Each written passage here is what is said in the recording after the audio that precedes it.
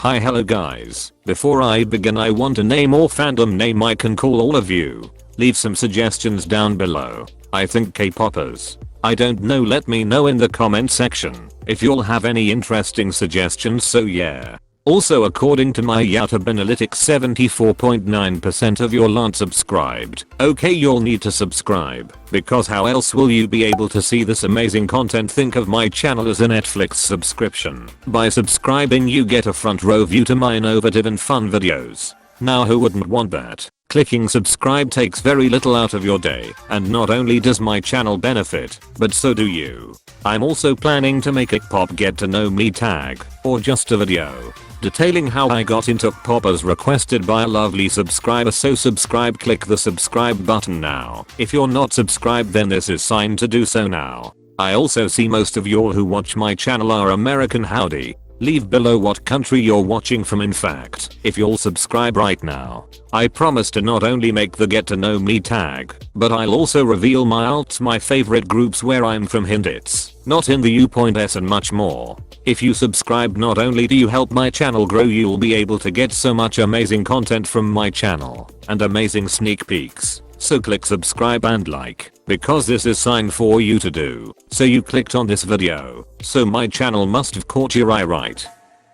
But in today's video, I want to talk about K-pop things I don't like. K-pop most of the time is super great, but there are a couple things I don't like very much. I thought I would share some of that below. First off is dating scandals or K-pop fans that behave rashly and erratically when their fans start dating. Usually when idols are outed for dating another idol member, the whole thing is posted online and people are suddenly deeply upset. Most crazy fans will begin harassing said idol and making it an end or be all. I feel like this toxic behavior not only applies to K-pop fans, but also Western fans too, I will say. However, there's even more emphasis on this in the pop industry. Idols play into the fake boyfriend or girlfriend trope. They deliberately hide any relationships. They convincing impressionable and young fans that their fav is single. K-pop fans are used as a toy or robot there to entertain and keep fans happy. There seem to be no boundaries when it comes to their personal lives. Demanding jobs like police officers, lawyers, etc. still can date and freely be in relationships. So the argument that K-pop is too demanding isn't necessarily true. The point is the normalization of K-pop fans burning their albums and K-pop merch because Minju and got 7 members are dating, or they send hate and death threats to their faves because Oppa was supposed to be my boyfriend. I mean, being a little upset that your fav is dating can be normal, especially if the said K-pop fan is very young. When you're a grown-up exhibiting these types of behaviors, that's where it gets a little freaky. Basically, I don't like the normalization of toxic fans. I see a lot of them come out when an idol is outed by dispatch, or they announced them marrying or dating. Don't get me started if the said idol is from a big 3 company. I mean, I won't say any names, but when Momo and Heechul were revealed to be dating, the amount of hate Heechul received was astronomical. The poor dude didn't deserve all that hate from toxic ones. Is a certain relatively large pop YouTuber went on live calling Heechul a pedophile, a weirdo and a groomer because of him and Momo's age gap. Even though Momo was a grown consenting adult when the two allegedly met, Heechul was fetishizing her because she was Japanese. It was horrific, and I'm tired of the 7 hate idols receive when they date. Dating is such a normal thing. I don't see why idols need to be deprived of this. The K-pop industry thrives from the fantasy trope, and it needs to be cut out. It's so bad that most idols get married and then announce their relationships, in which they may still get hate. Toxic K-pop fans and the K-pop industry need to fix up. Next up is uncomfortable outfits specifically for female idols. The same applies for male idols when they have to wear revealing clothes and stripped on stage, etc. That being said, I'll be talking about female idols in this particular video. Female idols are honestly bosses. A lot of the time they're styled into dresses, crop tops, skirts, shorts, etc. A lot of idols, most noticeably Joy, e.g. to some extent Nancy and Rose, have been put into some uncomfortable and scarily short outfits. This isn't even about oh my fav wore an ugly dress. This is unfair. Insert company this un unfair, which is another point I'll be mentioning in this video. I digress. Basically those super short skirt stylists put on joy. They look so uncomfortable just looking at her throughout the entire performance. She's lifting up her skirt several times as an idol performing, and singing for fans is something they do regularly. It's their job, so the least the stylists can do is make them comfy and put them into proper clothes that aren't too tight or short. It's like a college professor not preparing their notes. The short skirts and shorts, loose straps on dresses and large shoes are safety hazards, unconformable and plain irresponsible. So yeah, stylists that give idols short outfits need to cut it out. It ain't it, chief? Alright, my next one is K-pop fans in general. Not every K-pop fan, but the immature, young and impressionable ones. The K-pop fans continue to perpetuate and prove why K-pop fans have such a stigma towards them, and why they are typecasted as young teenage girls. The fan cams in unrelated K-pop spaces. The fan cams, when a celebrity has passed on, are disgusting. My main issue or verdict is the fans who victimize and seem to find an issue with everything to do with their faves. A lot of the times there are reasons for fans to complain and to be upset, but other times is it plain ridiculous.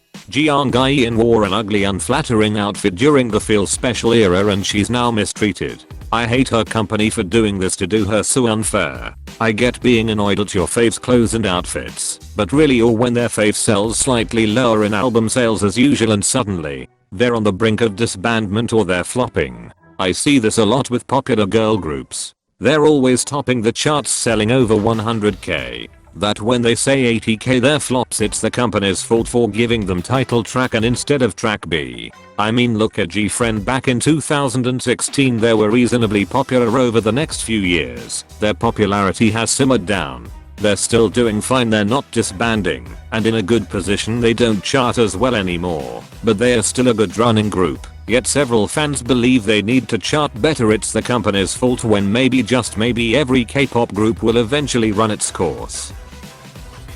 Okay, so my next one is K-pop ships that go too far. I'm talking about Lisuke, Taekook, Rose and Jungkook, or Joy and V. The list goes on.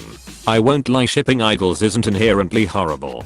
I don't see a problem with thinking idol W and idol O would look good together, as long as you're not sending hate or doing something utterly ridiculous whereby the idol is at harm or being subjected to hate. That being said, the YouTube channels and clip complications are a little weird, I won't lie, but not entirely harmful. I mean, seeing 100,000 views on a YouTube video with clips complications and honestly just a lot of fake Instagram pages saying they have proof of their relationship. In fact, I won't see her and lie. I found certain idols would look good together, but honestly, they seem counterproductive. It's like reading a book, it's interesting, and you feel engrossed in the storyline. Unlike a novel, the storyline and characters for the most part are not real people. The same with shipping, it's exciting to theorize on seemingly normal moments. Oh, Lisa glanced at Jungkook at an award show. They must be dating when actually she was glancing at the entrance of the award show, wondering how long the award show would last. Idols are real people. Granted, I feel like even companies forget this by carving them into these perfect, godly, immaculate creatures. They're still human, and sometimes shipping becomes borderline weird and obsessive. Commenting on their Instagram, spamming their social media with Lisuke forever is weird. So shipping itself isn't weird, but some of the lengths some K-pop fans go to is weird. Also, don't get me started on the ships within the group, where fans fantasize about two members being in a relationship. Those are plain weird, and yeah. Okay, so another thing I don't vibe with is the competition. Sometimes album sales and music just become a competition. The fun is all sucked out because my fave sold less than BTS or whatever rival group there is out there. I wish there was more friendliness in the context of fandoms and outside of fandoms. I totally respect and vibe with the K-pop fans who focus on their faves. Not everything is a competition, and some fans need to realize this. Okay, I have a few more. Another one is the power companies of other their idols. I know the idol industry is a business, but sometimes it's a little alarming how much companies have over their idols. In fact, in entertainment, when Blackpink were rookies, they were on a show with J.Wipe. They told him how they couldn't drink, which okay, they couldn't drive, have tattoos and much more. Of course, they could very well be lying, but I have a feeling there's a veil of truth to this. I think one of the icon members confirmed that he's never talked to Blackpink very much despite them living in the same dorms and same company they barely interact, which is ironic considering their second gen seniors Big Bang and 2 Northeast 1 made music together and had interactions together plenty of times. The fact that companies sign young people to slave contracts can prevent them from being on TV if they break contracts is so wow. I'm sure this is the case for most music industries that are corrupt, but wow, K-pop highlights this. Okay, but the last one would be the rigging in survival shows. Survival shows in themselves are deeply problematic, but I won't lie, I enjoyed watching Queendom. The rigging is too much in produced series. Countless members were rigged out and robbed of the opportunity in being a nice. Point 1 Unfortunately, this happens and Mnet the Snake needs to stop because it ain't it, chief. Lastly, we have bullies, or people who behave distastefully in workplace environments. As of recently, we've seen a lot of idols being exposed or outed for bullying a former. We've seen with the Irene and Jimin scandals that things like this are being far too common and normalized. It's honestly horrific. I feel like idols being secured by the leader position can sometimes make things like this even worse. A specific member has the most authority and influence over the group, and it members saddening because due to the social hierarchy members are afraid to speak their mind or tell the leaders, hey, this ain't right, cut it out. It's deeply unfair and saddening, and I feel for Mina the stylist who came out against Irene and other idols who have been subject to negative behavior by idols more successful and powerful than them. Okay then you guys, that concludes the video. I hope you amazing people enjoyed the video. Be sure to click subscribe. Like I said earlier, it helps my channel out and it means you'll be able to watch these types of videos the minute they come out. It's a good time over, so consider sticking around. Click on my other videos and give them a watch. Hit the like button and comment below your own pop things you dislike. Okay then, love you all and a merry Christmas. Okay then, bye.